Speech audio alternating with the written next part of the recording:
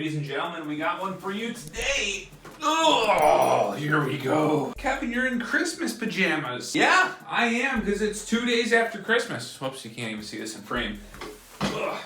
Ladies and gentlemen, I asked Santa Claus to bring me a garage door opener. Actually, I asked Chamberlain, and they left me on red. Gather around, grab your hot cocoa, your favorite Christmas snack, and let's get to unboxing. This is the half horsepower, smart, Wi-Fi, MyQ, battery backup garage door opener. I'm so excited for this. I honestly don't know how I lived without it for a year living in this house. So this unit is the B2211T.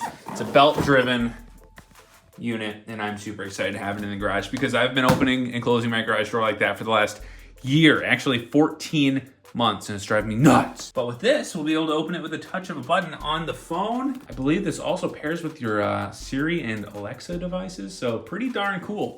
I'm going to construct it tonight because it's a little cold out and I don't want to do that right now. Probably mount it tomorrow, depending on how far along we get tonight. This isn't really a how-to install it. I'm gonna show most of the steps, but a lot of it will just be reading the instructions and figuring it out yourself. Without further ado, let's get this thing open. I got a few compliments on my desk and gaming setup. I wanna say thank you to the few people who slid up on Instagram. Shout out to Mr. Reed, who sent us these display prints on metal, just so sick. Like I said, I did reach out to Chamberlain, but they did not want to answer me, so I bought this full price at Home Depot. It was $200. If you guys are looking for the exact one, I'll leave a link in the description below. It may be better to do this at Home Depot. It may be better to do it at Amazon, just depending on the time of the year and sales. This wasn't on sale at all. I was just getting kind of impatient. Wanted to get this for the garage. It really is like Christmas morning here. How about we do this? I'm gonna unbox it and lay it out for you guys so you don't have to watch me struggle. Ignore the chemicals over there, that's for a different video. We have the rails, we have the little arm units, all these connector guys.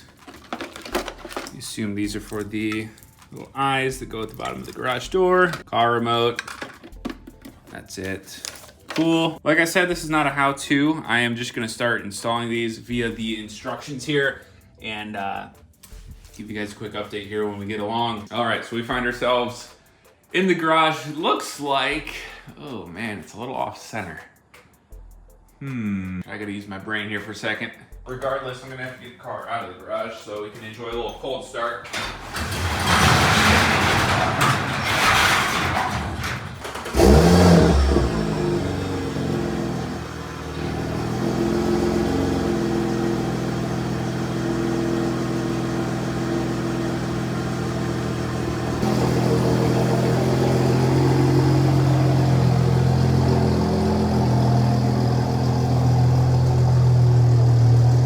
Make fun of me, I'm doing this the craziest way possible with the Ryobi Impact driver with a 1/2-inch bit adapter to this socket. It's working, so whatever.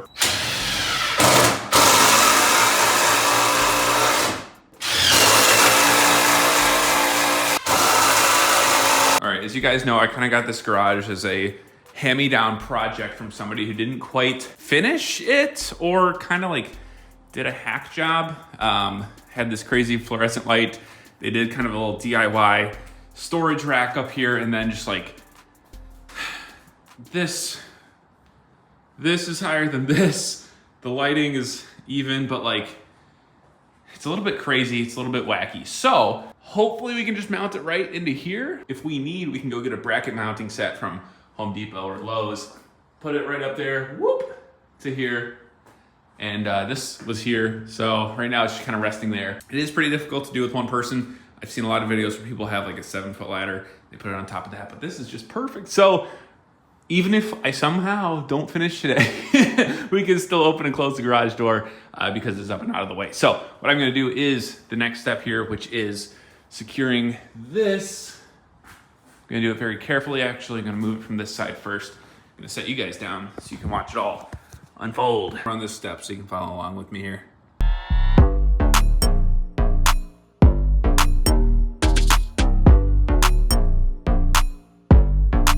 Guys, I'm not joking. I was getting pretty frustrated there for a minute, but the only thing that needs to be done now is properly mounting it to the ceiling. So you can see it's just sitting up there, and it actually works, which is crazy. Like I said, just sitting up there.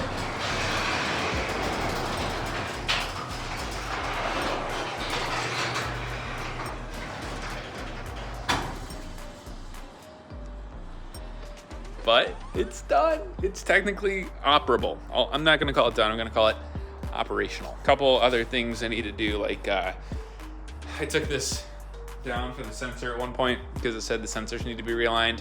So I'm gonna go tack those back up.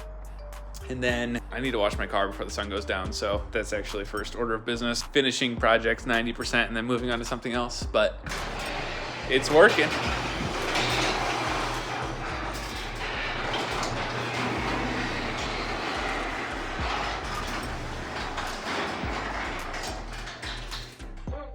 So that's pretty cool. I did have to take out one of these little guys. I took this out, which looks sketchy, but it's not. This garage was built in 1958 and it's an absolute unit. The garage is super overbuilt. And there's so many dang triangles and literally a whole steel beam right here. So I'm not at all worried about the structural integrity of the unit. However, if it's not up to code, we'll fix it before I sell the house. So, because it would have interfered with the garage door opener, but this is way overbuilt, way over-engineered. I need to wash my car, so I'm gonna do that right now. All right, so as you can see, that light is on, which means power is on. Also, you can see my battery charging there, but that means, ladies and gents, that we have power just chilling here. And then with the flip of the light switch, it all comes on. Now this is an addition. We added this the other day. I can't say we, it's mostly Jimmy and Igor who came over. Igor is gonna help me install this garage door opener, but he took a little tumble and bruised a rib or two, so that was unfortunate. Igor, hope you're resting up, brother. I was able to get it about 90% done. Again, that's not touching anything, but it is operational, which is about 90% complete. I still have to hang these up since I did some stuff with them. But the other really cool thing about the Chamberlain MyQ one is it is Wi-Fi. The only reason it's a little loud is because this garage door, the unit itself is so quiet. Like I was saying, the other really cool thing about this is it's Wi-Fi enabled. So what that means is you can have it on your phone with the MyQ app and open it from anywhere. So this is connected to my Wi-Fi. It is super simple to set up on the app. I actually had a slight issue with the sensors, but diagnostics told me exactly what the issue was. So I tried to fix it as best I could. And obviously now it's technically working. So from the app, it's super easy. I know it's also, you can set it up with like Siri and your Amazon devices. So I'll figure that out here and I might make like an Instagram reel on how to do that. But oh my gosh, that was difficult. That took most of the day. It's now dark out. I just washed the car. Doing that solo is not fun, man. I tell you what. So if you've got a friend or two, recruit them, buy them beers, pizza, whatever. And like I said, it's not 100% finished. So this is not like a how-to install video. This is just like making it operational and kind of a garage update, because since I think the last time we did one of these updates, we had the lighting a little bit differently. Now with the switch, now with the power on all the time and dedicated, light switch, and then now the garage door opener. It just makes life so much easier. If you guys enjoyed this video, another garage modification, make sure to hit the like button for the algorithm. Share it with a friend. Subscribe if you guys are new to the channel, want to see more stuff. Thank you guys so much for watching another garage update. Till next time, we'll see you.